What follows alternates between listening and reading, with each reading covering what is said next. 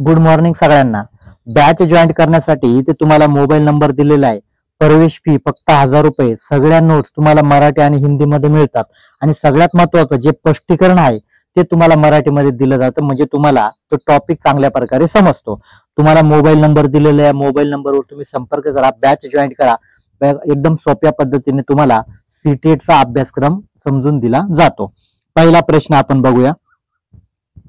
पहिला प्रश्न आलेला आहे, एक खेल क्रिया के दौरान रोने लगा, ये देखकर उसके पिता ने कहा लड़कियों की तरह व्यवहार ना करो. म्हणजे बघा, हा प्रश्न जो आहे जास्त किचकट नाही, हा जेंडर रूढीवादावर आलेला प्रश्न आहे. कारण त्या पालकांना काय वाटत आहे का मुलाला लागलं तर मुलं रडतोय म्हणजे काय, तू मुलींसारखा रडू नको. मग याचा अर्थ मुली रडक्या असतात का? म्हणजे याला जेंडर रूढीवाद म्हटलं जातं. काय ती जी सोच आहे काय दर्शवते तो व्यवहार काय तो जेंडर रूढीवाद आहे. एवढं स्पष्टीकरण करायची गरज नाहीये.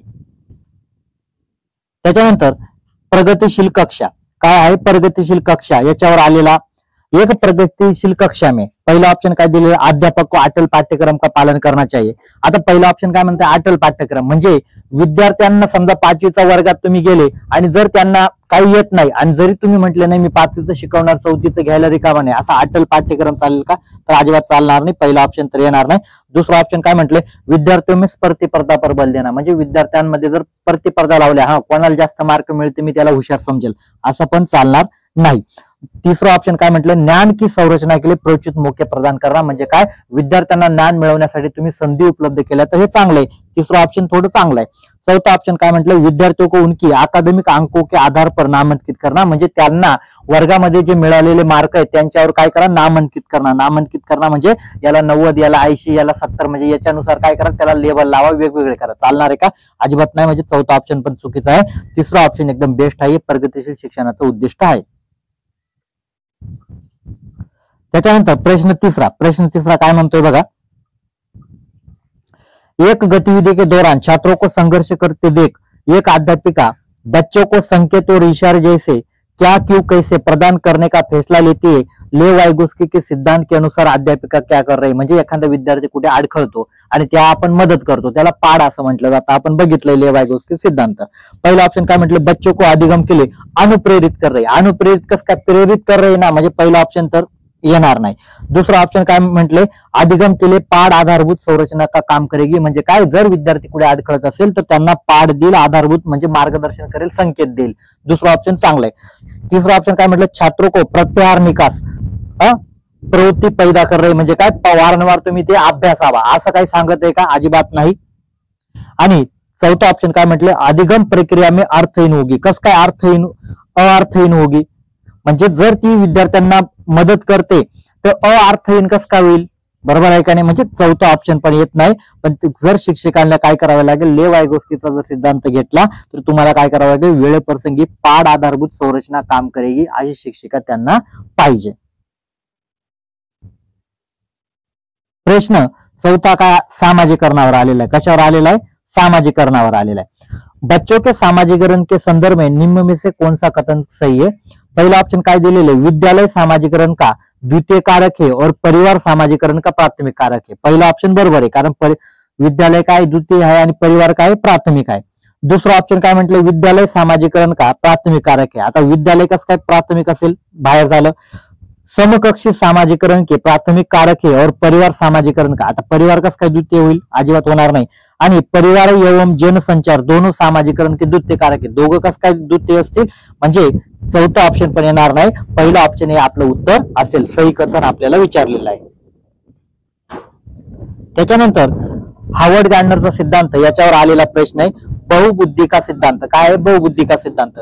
पहिला ऑप्शन काय म्हटलेले, बहुबुद्धी केवळ वस्तुनिष्ठ परीक्षणों द्वारा मापी जा सकते, म्हणजे असं आहे का जो जास्त पाठांतर करेल बा त्याला वस्तुनिष्ठ प्रश्न जास्त माहित आहे, त्याची बुद्धी जास्त आहे, असं असेल का? तर अजिबात नाही. पहिला ऑप्शन बाहेर झालं. दुसरा ऑप्शन काय म्हटलं, एक आयाम में बुद्धिमत्ता अन्य सभी आयामों में बुद्धिमत्ता निर्धारित करते, म्हणजे काय जर एखाद्याकडे संगीत बुद्धी असेल तर असं समजायचं त्याला गणित पण येईल, असं नाही ना. तर काय बुद्धी वेगवेगळी असते, म्हणजे दुसरा ऑप्शन पण आपला येणार नाही. तिसरा ऑप्शन काय म्हटलंय, बुद्धिमत्ता की विभिन्न दशा आहे. बघा, बुद्धिमत्ताची काय विभिन्न दशा आहे, म्हणजे काय प्रत्येकाकडे वेगवेगळी बुद्धी राहू शकते. तिसरा ऑप्शन चांगलं म्हणताय. आणि चौथा ऑप्शन काय म्हटलं, बुद्धिमत्ता में कोई व्यक्तिगत भिन्नता नाही होती. कसं काय व्यक्तिगत भिन्नता असेल ना, का प्रत्येकाकडे संगीत बुद्धी असेल, प्रत्येकाकडे प्राकृतिक असेल, का प्रत्येकाकडे वेगवेगळ्या प्रकारची बुद्धी असेल. मग ऑप्शन 3 हे बेस्ट आहे. कशावर जोर देतो, तर बुद्धिमत्तेमध्ये व्यक्तिगत भिन्नता असतात. प्रश्न लॉरेंस कोलबर्ग या शास्त्रज्ञावर आहे.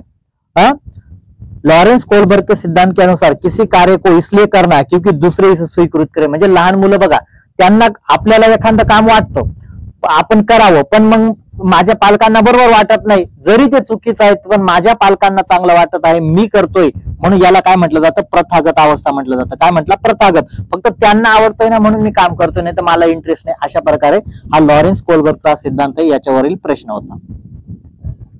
त्याच्यानंतर प्रश्न आलेला आहे लेव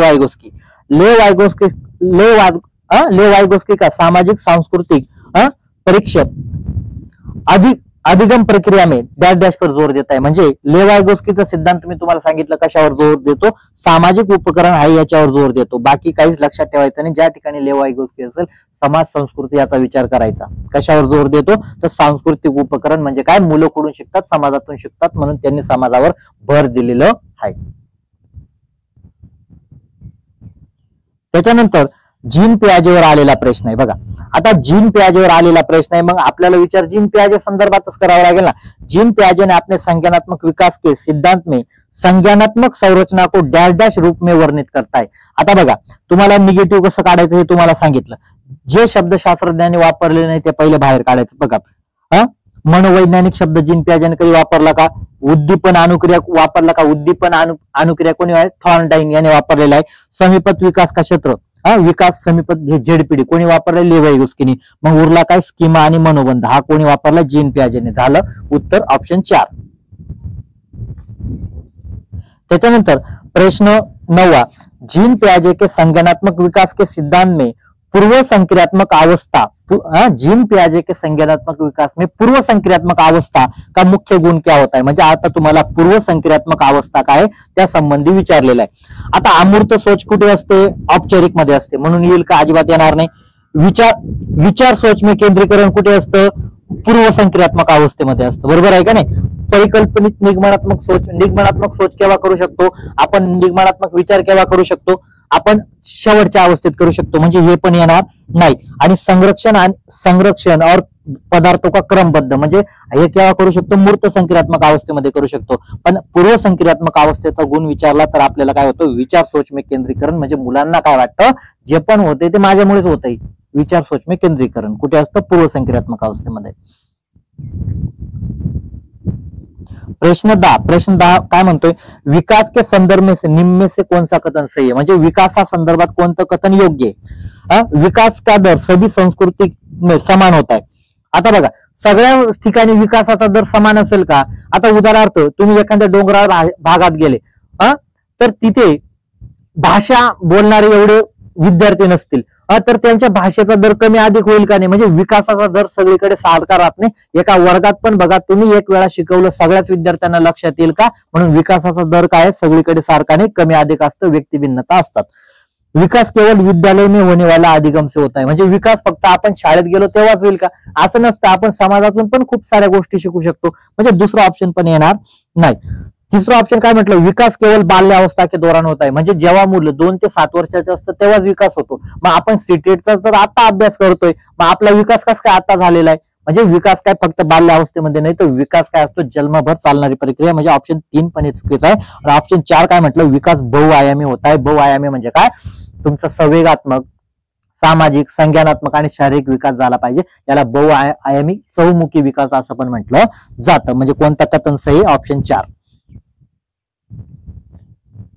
आता तुम्हाला क्रम विचारलेला, काय विचारला, जन्म से किशोर अवस्थेत, जन्मापासून तर किशोर अवस्थेपर्यंत कसा क्रम असतो वा मानवाचा, म्हणजे विकास कसा होत असतो हे तुम्हाला सांगितलं. आता सगळ्यात पहिले जीन पियाजेचा सिद्धांत तुम्ही वाचला असेल तर सगळ्यात पहिली अवस्था जन्मापासून कोणती अवस्था चालू होते, संवेदी. म्हणजे 1 नंबरला कोण आली पाहिजे, संवेदी. आता बघा, चौथ्या ऑप्शन मध्ये आहे का संवेदी, 1 नंबरला अजिबात नाही. तिसऱ्यामध्ये आहे का, अजिबात नाही. दुसऱ्यामध्ये आहे का, अजिबात नाही. पण पहिल्या ऑप्शन मध्ये बरोबर दिलेले संवेदी गामक असते. त्याच्यानंतर पूर्व येते, पूर्व नंतर मूर्त येते, मूर्त नंतर अमूर्त येते. पण त्यांनी काय केलं, तुम्हाला फसवण्यासाठी पूर्व काढून टाकली, मूर्त दिली, मूर्त नंतर अमूर्त दिली. म्हणजे क्रम कसा असतो, तर ऑप्शन 1 प्रमाणे हा जन्मापासून क्रम असतो. कसा असतो? किशोरावस्थेपर्यंत क्रम 1 प्रमाणे. त्याच्यानंतर प्रगतिशील शिक्षणावर परत एक प्रश्न रिपीट झाले बघा. एक प्रगतिशील कक्षा में व्यक्तिगत भिन्नताओं का किस प्रकार देखा जा सकता. म्हणजे काय? तुमच्या वर्गातून व्यक्तिगत भिन्नता म्हणजे काय?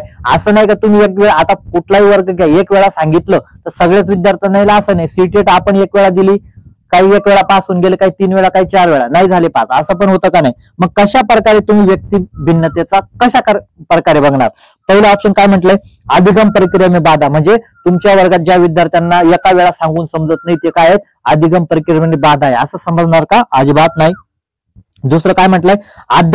अध्यापक के पक्ष पर असफलता. मग शिक्षकाने म्हणायचं का, यार असे विद्यार्थी माझ्या वर्गात नाही पाहिजे होते, मग मी शिकवण्याचं वाया जाईल किंवा मला लोक म्हणतील तुम्ही काही कामाचे नाही, असं चालेल का? अजिबात चालणार नाही. योग्यता आधारित समूह बनाने का मापदंड. म्हणजे काय करा तुम्ही? योग्यता आधारित म्हणजे काय?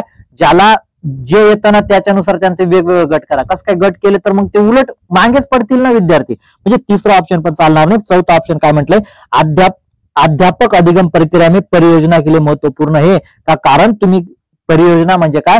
जर या विद्यार्थ्यांना हा टॉपिक ह्या प्रकारे नाही समजत ना, तर मी अजून कसा सोप्या पद्धतीने करू शकेल. म्हणजे परियोजना म्हणजे वेगवेगळ्या पद्धतीचा अवलंब करण्यासाठी काय असेल? तुम्ही व्यक्ती भिन्नतेचा आदर करा. आता मी जसं तुम्हाला हिंदीमध्ये नाही समजत होतं, मग मी काय म्हटलो का अलग परियोजना बनायची आहे, म्हणजे मराठीमध्ये सांगायला लागलो. झालं का नाही? म्हणजे व्यक्ती भिन्नतेचा आधार असा केला पाहिजे का मी म्हणायचं नाही बाबा 5 जणांना हिंदीमध्ये कळतो, मी आता सगळ्यांना हिंदीमध्ये सांगेल, म्हणजे मी व्यक्ती भिन्नतेचा आदर केला का? तर आदर केला नसता. पण मी आता काय म्हणतो? नाही, मी प्रत्येकाला सामावून घेतो, म्हणजे काय? व्यक्ती भिन्नतेचा आदर करतोय. प्रश्न 13 काय म्हटलं? समावेशी कक्षा. आता समावेशी कक्षा म्हणजे काय? प्रत्येकाला तुम्हाला काय करायचं? वर्गामध्ये सहभागी करून घ्यायचं, याला समावेशी कक्षा म्हणतात. समावेशी कक्षा डॅश डॅश पर जोर होना चाहिए. कशावर जोर होना चाहिए? पहिलं ऑप्शन काय म्हटले? प्रदर्शन अभिमुखी लक्ष्य. म्हणजे काय? विद्यार्थ्यांमध्ये फक्त विद्यार्थ्यांना प्रदर्शनमुखी बनवा. म्हणजे काय? प्रदर्शनमुखी नाही तर अंतर्मुखी बनवलं पाहिजे. पहिलं ऑप्शन काय म्हटले? प्रदर्शनमुखी म्हणजे फक्त त्यांनी दुसऱ्यांना मला किती मार्क पडतात यासाठी अभ्यास केला पाहिजे. असं चालेल का? चालणार नाही. दुसरा ऑप्शन काय म्हटले? अविविध समरूपी निर्देश. म्हणजे काय? प्रत्येकासाठी तुम्ही मागचे जे निर्देश आहेत, म्हणजे जे पूर्वी चालू झालेले आहे. आता समजा एखाद्या विद्यार्थ्याला एखादी घटना तुम्ही 1 वर्षापूर्वी सांगितली, त्याच प्रकारे पुढच्या विद्यार्थ्यांना समजेल का? म्हणजे जे चालू आहे ना तेच वारंवार चालू द्या, असं चालणार नाही. समरूपी म्हणजे जे चालू आहे तेच वारंवार, अजिबात चालणार नाही. 3 काय म्हटलं? सामाजिक पहचान के आधार पर छात्रों को अलग करना. म्हणजे काय? तुम्ही काय करा? तो त्या समाजातून आलेला आहे ना, त्याच्यानुसार त्याला म्हणायचं नाही बाबा तू ह्या समाजाचा आहे, तू त्या समाजाचा आहे, म्हणजे याच्याने चांगलं होईल का? याच्यावर समावेशी शिक्षण होईल का? अजिबात होणार नाही. चौथा ऑप्शन काय म्हटलंय? हर बच्चे के सामर्थ्य को अधिकतम करने के लिए अवसर प्रदान करना. म्हणजे प्रत्येकाला त्यांचे कौशल्य मिळवण्यासाठी, ती पातळी गाठण्यासाठी काय करा? प्रत्येकाला संधी उपलब्ध करून द्या. हे चौथं ऑप्शन म्हटलं. म्हणून समावेशी कक्षा कशावर जोर देईल? तर ऑप्शन 4 वर. त्याच्यानंतर प्रश्न 14. आता प्रश्न एकदम सोपा आहे. दिव्यांगत अधिकार म्हणजे काय? कशासाठी दिव्यांग हा शब्द कशासाठी वापरलाय? का जे काय असतं शारीरिक विकलांग असते, म्हणजे हात पाय वगैरे जे असेल काय शरीरासंबंधी जे असेल त्या संबंधी आलेला, त्याला काय म्हटलं जातं? छात्र जिसे शारीरिक दिव्यांगता आहे, याच्यासाठी तो शब्द वापरलेला आहे. प्रश्न 15 काय म्हटलंय? अधिगम में कठिनाई से जूझ रहे छात्रों को. म्हणजे काय? शिक्षण प्रक्रियेमध्ये जूझ रहे म्हणजे अडथळा निर्माण होत आहे, जूझ रहे छात्रों को संबोधित करने के लिए अध्यापक को क्या नहीं करना चाहिए. म्हणजे काय? विद्यार्थ्यांना शिक्षणात अडथळे निर्माण होत आहे, तर मग शिक्षकाने काय केलं नाही पाहिजे? अडथळे निर्माण होत आहेत तर काय केलं नाही पाहिजे तुम्हाला सांगितलं. पहिलं ऑप्शन काय म्हटले? दृश्य श्रेय सामग्री म्हणजे जे तुम्ही बघू शकतात, ऐकू शकतात अशा सामग्रीचा उपयोग करा. चांगला आहे, पहिलं ऑप्शन पण चांगलं आहे. संरचनात्मक शिक्षणशास्त्र उपागमों का प्रयोग करणं. म्हणजे संरचनात्मक शिक्षणशास्त्र म्हणजे काय? सोप्याकडून कठीणाकडे कशा सोप्या पद्धतीने जाता येईल, टॉपच्या वेळेस तुम्ही गेले ते पण चांगले. व्यक्तिगत शैक्षणिक योजना बनवणं म्हणजे काय? व्यक्तिगत त्या मुलांना नाही समजत ना, 10 विद्यार्थ्यांना नाही समजत, खूप सांगितलं तरी, मग त्यांच्यासाठी काय करा? तुम्हाला व्यक्तिगत योजना बनवाव्या लागतील का नाही बाबा यांना हा समजलं पाहिजे. तिसरं ऑप्शन पण चांगलं आहे. आपल्याला निगेटिव्ह विचारले ना, क्या नाही करना चाहिए. चौथा ऑप्शन काय म्हटलंय? शिक्षाशास्त्रावर आकलन की जटिल संरचना का प्रयोग करणार. बघा तुम्ही संरचनाचा प्रयोग करा, पण जटिल नाही ना. जटिल म्हणजे कठीण संरचनाचा प्रयोग केला, आधीच त्यांना येत नाही, त्यांना समजत नाही, आणि जर तुम्ही कठीण शिक्षणशास्त्राचा उपयोग केला तर ते चालणार नाही. म्हणजे ऑप्शन 4 काय वापरू नये. म्हणून काय अध्यापक को क्या नहीं करना चाहिए, तर ऑप्शन 4 हे कृत्य करायला नाही पाहिजे, कारण शिक्षण शास्त्र जर तुम्ही जटिल वापरलं तर त्यांना कळणार नाही.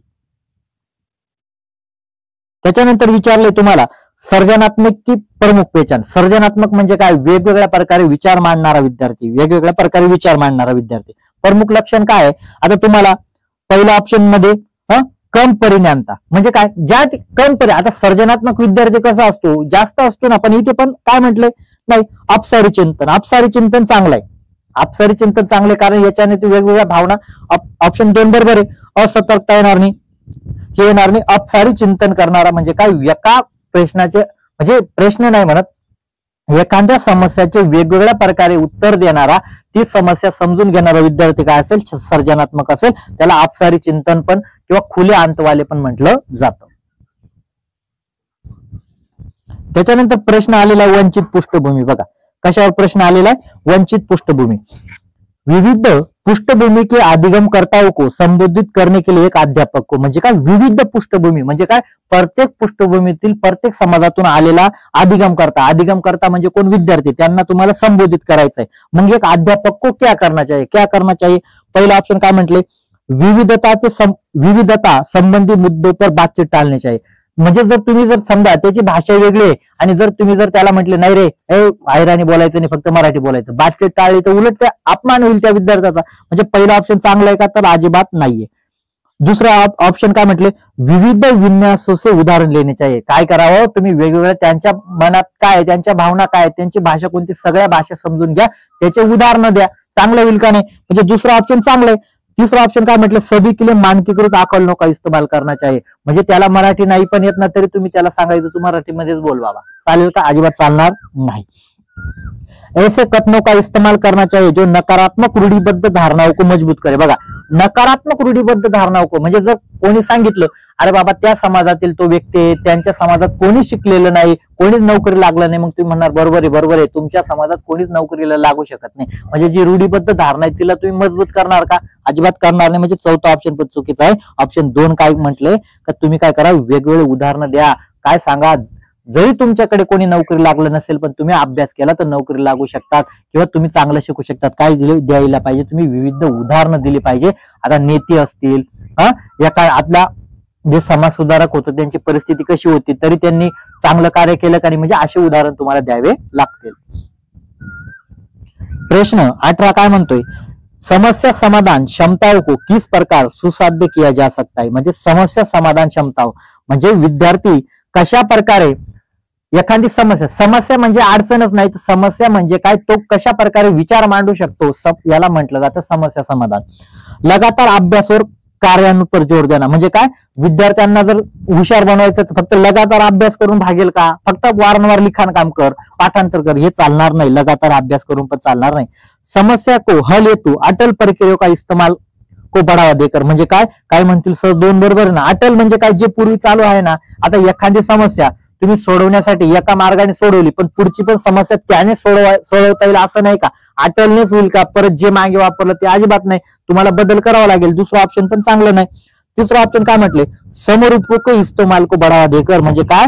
तुम्ही समरूप म्हणजे जी परिस्थिती निर्माण झाली ना तसा विचार करा ना. म्हणजे एखादी कोणी विहिरीत पडलं तर विहिरीत पडल्यावर तुम्हाला आपल्याला सगळ्यांना काय वाटतं? दोरी पाहिजे त्या मुलाला वाचवायला, पण त्या ठिकाणी दोरी नाही तर तुम्हाला काय लागेल? समरूप म्हणजे आजूबाजूला निरीक्षण केल्यानंतर कोणाला वेल सापडली झाडाची, ते म्हणेल नाही बाबा आता येईल नीला वाचू, म्हणजे केलं का नाही? मग तुम्ही जर म्हटले अटल प्रक्रिया का इस्तेमाल म्हणजे दोरी असेल तरच हिला वाचू, म्हणजे मरू द्यायचं का त्याला? अजिबात नाही. म्हणजे काय करावं लागेल? तुमच्या आजूबाजूचं निरीक्षण करण्याची पण त्यांना संधी द्या. विद्यार्थियों को डर की भावना पैदा कर म्हणजे कस काय? विद्यार्थ्यांमध्ये जर तुम्ही भीतीदायक वातावरण निर्माण केलं तर ते कस काय समस्या सोडवतील? ऑप्शन 4 पण येणार नाही. ऑप्शन 3 हे सगळ्यात बेस्ट आहे, कारण तुम्ही काय करा? विद्यार्थ्यांना त्याच्या आजूबाजूच्या परिसराचं निरीक्षण करून ती समस्या कशा प्रकारे सोडवतो याच्यावर पण तुम्ही लक्ष द्या. म्हणजे याच्याने काय होईल? त्याची क्षमता डेव्हलप होईल. त्याच्यानंतर प्रश्न 19 अधिगम की अभिप्रेरणा को किस प्रकार कायम रखा जा सकता है. काय म्हटले? कायम रखा जा सकता है. तुम्हाला अभिप्रेरणा काय करायची? कायम ठेवायची. कायम ठेवायची. आता काय अभिप्रेरणा म्हणजे काय? आंतरिक प्रेरणा. पहिलं काय म्हटले? बच्चों को दंड देकर. म्हणजे तुम्हाला जर लक्ष एखाद्या विद्यार्थ्याला आपण विद्यार्थ्यांना जर सांगत राहिलो आंतरिक प्रेरणा जागृत करायची असेल तर दंड दिला म्हणजे मारझोड केली, चालेल का? अजिबात चालणार नाही. परविंत अभिमुखी लक्ष्य पर जोर देकर. बघा त्याच्यानंतर काय म्हटले, परविंत अभिमुखी म्हणजे काय, तुम्ही हे कौशल्य साध्य करू शकतात, बरोबर आहे का नाही. तुम्ही ही पास होऊ शकतात, तुम्ही सगळं काय करू शकतात, म्हणजे काय होईल, आंतरिक प्रेरणा जागो होईल. ऑप्शन 2 ने. तिसरा ऑप्शन काय म्हटले, बच्चों को बहुत आसान कार्यकलाप देकर. आता काही विद्यार्थी मागे ते जयश्री मॅडम वगैरे यांनी उत्तर दिलं होतं का मुलांना काय करा, कायम ठेवण्यासाठी आसान द्या. आता मला सांगा, तुम्ही कायम ठेवायचे, अभिप्रेरणा काय ठेवायची, कायम ठेवायची. आता जर तुम्ही 5वीच्या विद्यार्थ्यांना जर आसान क्रियाकलाप, आज त्यांना जर तुम्ही सांगितलं 2 अधिक 2 किती होतात 4, एवढं जर सोपं दिलं तर त्यांना कायम राहील का, ते म्हणतील काय मास्तर पण काय पहिलीचं आम्हाला देतं काय माहिती, आताच काहीतरी शिकवायचं, म्हणजे एवढं पण सोपं चालेल का. मग सोपं, जास्त सोपं पण दिलं तर काय होईल, विद्यार्थी लक्ष देणार नाही, त्यांना कंटाळा निर्माण होईल, म्हणजे तिसरं ऑप्शन पण चालणार नाही. आणि चौथं काय म्हटलं, यंत्रवध याद कर म्हणजे पाठांतर करायला लावा. पाठांतर करायला कधी अभिप्रेरणा वाढेल का, पण ऑप्शन 2 ने वाढू शकते. आता प्रश्न, शर्मिंदगी म्हणजे अपमान, अपमानावर प्रश्न आलेला आहे. अपमान, त्या दिवशी मला शब्द अपमान, अपमानाचा परिणाम काय होतो हे तुम्हाला सांगायचंय. काय होतो, पहिला ऑप्शन काय म्हटले, संज्ञान में कोई संबंध नाही होता. कस काय, जर तुम्ही एखाद्या विद्यार्थ्याचा अपमान केला, संज्ञान म्हणजे त्याच्या विचारावर प्रभाव होईल ना, ते म्हणे यार सरांनी असं बोलायला नाही पाहिजे होतं ना, म्हणजे तो नाराज होईल. म्हणजे पहिला ऑप्शन पण काय होईल, इथे काय म्हटले, प्रभाव नाही, संबंध नाही, संबंध आहे. दुसरं काय म्हटले, शर्मिंदगी का संज्ञान पर नकारात्मक प्रभाव पड सकता है. बरोबर आहे. म्हणजे जर एखाद्या विद्यार्थ्याला किंवा एखाद्या विद्यार्थिनीला तुम्ही रागवले, अपमानित केलं तर काय होईल, तिच्या विचारांवर प्रभाव पडेल. बरोबर आहे का नाही. तिसरा ऑप्शन काय म्हटलंय, बच्चों को अधिगम हेतु अभिप्रेरित करने के लिए बहुत प्रभावशाली. म्हणजे काय, विद्यार्थ्यांना जर तुम्हाला अभिप्रेरित करायचं आहे तर त्यांचा वारंवार अपमान करा. चालेल का, प्रभावशाली आहे का, अजिबात नाहीये. तिसरा ऑप्शन चुकीचं आहे. के भाव को अध्यापन अधिगम प्रक्रिया में बारंबार पैदा करण्यात आहे. म्हणजे मुलांचा वारंवार अपमान करा, चालेल का, अजिबात चालणार नाही. म्हणजे ऑप्शन चौथं पण चुकीचं आहे. म्हणून ऑप्शन 2 काय म्हटलं, जर तुम्ही विद्यार्थ्यांना शर्मिंदगी, अपमान केला तर त्यांच्या संज्ञानावर प्रभाव पडेल. ते म्हणतील का असं बोलायला नाही पाहिजे होतं. 4 मुलं, आता एखाद्या मुलाला जर मुलींसमोर बोललो तो म्हणतो सर तुम्ही बोलले मला काही नाही वाटलं, पण तुम्ही मुलींसमोर नाही मला बोलायला पाहिजे होतं. म्हणजे काय झालं, त्याच्या संज्ञानावर प्रभाव पडला. त्याच्यानंतर प्रश्न 21. प्रश्न 21 काय म्हणतोय बघा, निम्न में से अध्यापन अधिगम का सबसे प्रभावशाली माध्यम है. कौन सा माध्यम है, अध्यापन अधिगमचा सबसे प्रभावशाली. काय विचारलंय आपल्याला, प्रभावशाली पाहिजे. प्रभावशाली म्हणजे 4 ऑप्शन असतात, 4 मध्ये सगळ्यात बेस्ट काय हे तुम्हाला निवडायचं आहे. पहिला ऑप्शन काय म्हटले, विषय वस्तू को यंत्रवध याद करणं. म्हणजे काय, जो विषय प्रभावशाली माध्यम असेल का पाठांतर करणं, यंत्रवध याद करणं म्हणजे पाठांतर करणे. चालेल का, अजिबात नाही. संकल्पनाओं के बीच संबंध खोजना. म्हणजे काय, संकल्पनाओंचे बीच संबंध जे खोजना म्हणजे 2 पाठांमध्ये जर तुम्ही त्यांना संबंध लावून दिला, म्हणजे उदाहरणार्थ त्यांना जर सांगितलं तुम्ही जर मूळ संख्या लक्षात घेतल्या तर तुम्हाला लसावी मसावी काढणं सोपं जाईल. म्हणजे 2 मध्ये तुम्ही संबंध लावला का नाही, म्हणजे विद्यार्थ्यांना ते चांगलं वाटेल. तिसरा ऑप्शन काय म्हटलं, बिना विश्लेषण के अवलोकन करने के लिए कहना. म्हणजे बिना विश्लेषण म्हणजे आता उदाहरणार्थ तुम्ही मुलांना आंब्याच्या झाडाखाली बसलेले आहेत आणि तुम्ही नंतर त्यांना विचारायला लागलं सफरचंदाचं झाड आहे त्याच्याबद्दल माहिती सांगा. मग ते विद्यार्थी म्हणेल ना, का हो सर आधी सांगितलं असतं ना सफरचंदाच्या झाडाबद्दल तुम्ही माहिती विचारणार आहे. म्हणजे तुम्ही अवलोकन, निरीक्षण करण्याच्या संधी काय कशाबद्दल निरीक्षण करायचं हे पण तुम्हाला सांगितलं पाहिजे. नाही सांगितलं तर आपण तरी सांगू का. म्हणजे ऑप्शन 3 हे चुकीचं आहे. अनुकरण वर नकल म्हणजे काय, अनुकरण मी फळ्यावर लिहून दिलं आहे ना तेच लिहित बसा. चालेल का, अनुकरण करणं अजिबात नाही. म्हणून काय करायचं, जर तुम्हाला अध्यापन अधिगम प्रक्रिया प्रभावी बनवायची असेल तर 2 संकल्पना असेल त्यांच्यामध्ये संबंध जोडावा लागेल, तेव्हाच ती प्रभावी निर्माण होईल.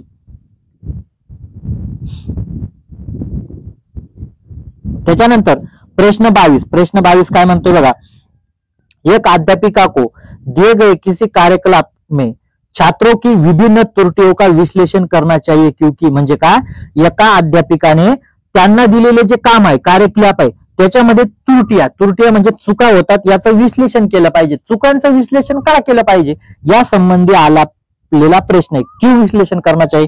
पहिला ऑप्शन काय म्हटले, इनके आधार पर वो दंड की मात्रा निर्धारित कर सकते. म्हणजे काय, कोण किती चुकले त्याला तेवढं जोडून काढायचं. समजा आम्रपाली मॅडम असेल, प्रिया मॅडम असेल चुकलेल्या आहेत, पल्लवी मॅडम असेल चुकलेल्या आहेत ना, मग मी काय म्हणेल या तिघी चुकलेल्या आहेत ना, मग मी काय करतो यांना किती छड्या द्यायचा. असं चालेल का, अजिबात चालणार नाही. दुसरा ऑप्शन काय म्हटले, त्रुटियों की समझ अध्यापन अधिगम प्रक्रिया के लिए अर्थपूर्ण आहे. बघा काय, म्हणजे जर तुम्ही त्यांच्या चुकांचा विचार केला, मग मला समजेल नाही बाबा आम्रपाली मॅडमांची इथे चूक झाली, प्रिया मॅडमांची इथे चूक झाली, पल्लवी मॅडमांची इथे चूक झाली, तर मग मला समजू जाईल ना ही चूक का झालेली, कशामुळे झालेली, म्हणजे काय होईल या समजासाठी विश्लेषण केलं पाहिजे. ऑप्शन 2 बेस्ट आहे. तीसरा ऑप्शन काय म्हटले, इनके आधार पर वो ज्यादा त्रुटियों करने वाले छात्रों को दूसरों से अलग कर सकते. म्हणजे मी म्हणायचं नाही बाबा ही प्रिया मॅडम खूप चूक करते किंवा आम्रपाली हे 3-4 मुली खूप चुका करतात ना, तर मी काय करतो यांना आता दुसरीकडे ठेवतो, कारण काय होईल यांच्यामुळे दुसरे विद्यार्थी बिघडतील. असं चालेल का? ऑप्शन 3 पण हे चुकीचं आहे. अधिगम केवळ त्रुटियों के शोधन पर निर्भर आहे. म्हणजे काय, तुम्ही शिक्षण प्रक्रिया फक्त कशावर निर्भर आहे, फक्त चुका शोधा. फक्त चुका शोधावर नसते, तर तुम्ही चुका शोधून त्यांना उपचारात्मक अध्यापन करा, मार्गदर्शन करा, याच्यावर असते. म्हणजे 4 येणार नाही. ऑप्शन 2 बेस्ट आहे, कारण त्रुटी काय असते, अध्यापन अधिगम प्रक्रिया म्हणजे अर्थपूर्ण आहे. अर्थपूर्ण म्हणजे काय, या विद्यार्थ्याच्या चुका कुठे होतात हे लक्षात येण्यासाठी काय असतं, चुकांचं विश्लेषण केलं पाहिजे. प्रश्न 22 काय म्हणतोय बघा, 23 काय म्हणतोय, बच्चों को सीखने में कठिनाई होती है जब, म्हणजे मुलांना शिक्षणामध्ये जास्त कठीण केव्हा होते किंवा अडचण केव्हा निर्माण होते. पहिलं काय म्हटलेले, सूचनाओं को अलग अलग टुकड़ों में प्रस्तुत किया जाए. म्हणजे काय, जेव्हा तुम्ही एखादी सूचना देणार आणि ती जर वेगवेगळ्या तुकड्यांमध्ये जर तुम्ही द्यायला लागली, म्हणजे काय, आता हे सांगायचं, पुढच्या वेळेस ते सांगायचं, त्यानंतर ते सांगायचं, तुकड्यामध्ये विभागले तरी त्यांना अडचणी निर्माण होणार. पहिला ऑप्शन बरोबर म्हणते. वो आंतरिक रूप से अभिप्रेरित हो, म्हणजे जर त्यांना आंतरिक रूप से अभिप्रेरित आहे, म्हणजे त्यांना स्वतःहून उत्साह आहे की मी शिकलो पाहिजे, तर काय होईल, चांगलं होईल ना, म्हणजे हे चांगलं आहे. अधिगम सामाजिक संदर्भ से जर मुलांना एकत्रित करून शिकवलं ते पण चांगलं आहे. तिसरा ऑप्शन पण बेस्ट आहे. विषय वस्तू को बहुरूपों में प्रस्तुत किया जाए, म्हणजे एखादा घटक जर तुम्हाला या पद्धतीने नाही समजला तर मी वेगळ्या पद्धतीने शिकवतो, हे पण चांगलं आहे. म्हणजे हे तिघे ऑप्शन काय आहेत, चांगले आहेत. दुसरं, तिसरं आणि चौथं, हे चौथं 2, 3 आणि 4 काय बेस्ट आहे. पण कठीणाई केव्हा महसूस होईल, किंवा जेव्हा तुम्ही एखादी सूचना आहे तिला तोडून तोडून शिकवणार. तोडून तोडून म्हणजे काय, आज ही सूचना आता सांगितली, 2 दिवसांनी ती सांगितली, म्हणजे काय, जोडून सांगितली तर चांगलं असेल ना एखादी सूचना, पण तुम्ही जर तोडून तोडून सांगत बसले तर त्याचा उपयोग होईल का, अजिबात होणार नाही. म्हणजे काय, आता तुम्ही फक्त मूळ संख्या सांगून द्यायची आणि 2 दिवसात मूळ संख्या कशाला म्हणतात असं सांगितलं, म्हणजे सूचना तोडून चालणार नाही. तर एकत्र करून सूचना दिली पाहिजे. म्हणजे ऑप्शन 1 काय चुकीचं दिलंय, कठीणाई केव्हा होईल, तर ऑप्शन 1 प्रमाणे जर तुम्ही वागले तर. प्रश्न 24, अधिगम की सर्वोच्च अवस्था कौन सी है. अधिगम की सर्वोच्च अवस्था कौन सी है, म्हणजे अधिगम काय आहे बघा. म्हणजे शिक्षण प्रक्रियेमध्ये कसं चालावं लागेल. आता तुम्हाला भय देऊन किंवा दंड देऊन अधिगम करता येईल का, अजिबात नाही. आता मला सांगा, पहिला ऑप्शन काय म्हटले, उच्च चेतना द्यायची तुम्हाला, उत्तेजना द्यायची, पण इथे भय म्हटले. भय देऊन कसं काय चालेल, भय देऊन विद्यार्थी शिकतील का, इथे पण भय दिले चालणार नाही. चौथ्या ऑप्शन मध्ये कोई उत्तेजना नाही. जर उत्तेजनाच नसेल, अभिप्रेरणा नसेल तर विद्यार्थी शिकतील का, म्हणून चौथं ऑप्शन पण बाहेर झालं. ऑप्शन 3 म्हटलंय संतुलित उत्तेजन, म्हणजे काय, तुम्ही प्रेरणा पण संतुलित द्या आणि कोई भय नाही, म्हणजे त्यांना भीती दाखवू नका. नाहीतर मग तुम्ही प्रेरणा द्यायची, भीती दाखवायची, सांगायचं तू एवढा अभ्यास केला आणि सीटेटला तू नापास होऊन जाशील, असं चालेल का. तुम्हाला संतुलित प्रेरणा द्यावी लागेल आणि भीती द्यावी लागणार नाही. प्रश्न 25 काय म्हणतोय बघा, अधिगम का संरचनात्मक विचार ये सुझाव देता है कि ज्ञान की संरचना. आता अधिगम का संरचनात्मक विचार, संरचनात्मक विचार म्हणजे काय, म्हणजे विद्यार्थी काय करायला पाहिजे, विचार करणारे विद्यार्थी, चिंतन करणारे विद्यार्थी, बरोबर आहे का, चिंता नाही, चिंतन करणारे विद्यार्थी. पहिलं काय म्हटले, बच्चों की कोई भूमिका नाही होती. आता जर विचारात्मक विद्यार्थी असेल, चिंतन करणारे असतील, कल्पना असतील, तर विद्यार्थ्यांची भूमिका असेल ना, बरोबर आहे का नाही. बच्चे पूर्ण रूप से वयस्कों पर निर्भर आहे, म्हणजे काय, मुलं काय करतात, पूर्णपणे वडीलधाऱ्या माणसांवर निर्भर असतात. कसं काय, मुलं पण नन्हे वैज्ञानिक असतात, हे कोण म्हणतं, जीन प्याजे, बरोबर आहे का नाही, म्हणजे दुसरं पण येणार नाही. बच्चे सक्रिय भूमिका निभाते, बघा बरोबर काय आहे, मुलं काय करतात, सक्रियपणे भूमिका निभावतात, स्वतः पण काहीतरी शिकण्याचा प्रयत्न करतात. तिसरं ऑप्शन बेस्ट आहे. चौथा ऑप्शन काय म्हटले, बच्चे पूर्ण रूप से पाठ्यपुस्तक पर निर्भर आहे, म्हणजे काय, पाठ्यपुस्तक नसेल तर मुलं शिकू शकत नाही असं नाही, अनुभवाने पण ते शिकून जातात. म्हणजे चौथा ऑप्शन पण येणार नाही. ऑप्शन 3 हे बेस्ट आहे, कारण बच्चे काय सक्रिय रूप से भूमिका निभाते. आता तुम्हाला हे 5 प्रश्न मी तुम्हाला देणार आहे, कमेंट बॉक्स मध्ये याची उत्तर द्यायची. बघा हा एक प्रश्न आहे 26वा, आकडा टाकायचा 26वा, काय उत्तर आहे ते टाकायचं. त्याच्यानंतर हा एक प्रश्न आहे 27वा, तो पण प्रश्न वाचायचा, कमेंट बॉक्स मध्ये त्याचं उत्तर द्यायचं. म्हणजे तुम्हाला पण 5 प्रश्न सोडवता आले पाहिजे ना काहीतरी. हे तुम्हाला उत्तर 27. त्याच्यानंतर 28वा प्रश्न आहे, हा पण तुम्हाला उत्तर द्यायचं आहे. 28व्या प्रश्नाचं पण उत्तर तुम्ही द्यायचंय. तुम्हाला पण काहीतरी काम पाहिजे, नाहीतर फक्त ऐकायची सवय पडून गेली तर ऐकायची सवय पडून जाईल. त्याच्यानंतर प्रश्न 29, याचं पण तुम्ही उत्तर द्या कमेंट बॉक्स मध्ये, याचं पण उत्तर द्या. आणि प्रश्न 30, याचं पण उत्तर तुम्ही कमेंट बॉक्स मध्ये द्यायचंय. कमेंट बॉक्स मध्ये याचं तुम्ही उत्तर द्यायचंय. आणि ज्या विद्यार्थ्यांना बॅच जॉईन करायची, इथे तुम्हाला मोबाईल नंबर दिलेला आहे, तुम्ही संपर्क करा, बॅच जॉईन करा. सगळे टॉपिक तुम्हाला मराठी आणि हिंदी मध्ये समजून दिले जातात. व्हिडिओ सगळ्यांनी लाईक करा आणि जास्तीत जास्त विद्यार्थ्यांपर्यंत हा व्हिडिओ शेअर करा. मराठीमध्ये समजून घेतल्याने काय फायदा होतो हे विद्यार्थ्यांना कळू द्या. चालेल? कसा वाटला व्हिडिओ? आता 5 प्रश्नाची उत्तर द्या आणि कमेंट बॉक्स मध्ये आपल्या प्रतिक्रिया नोंदवा आणि व्हिडिओ लाईक प्रत्येकाने करा.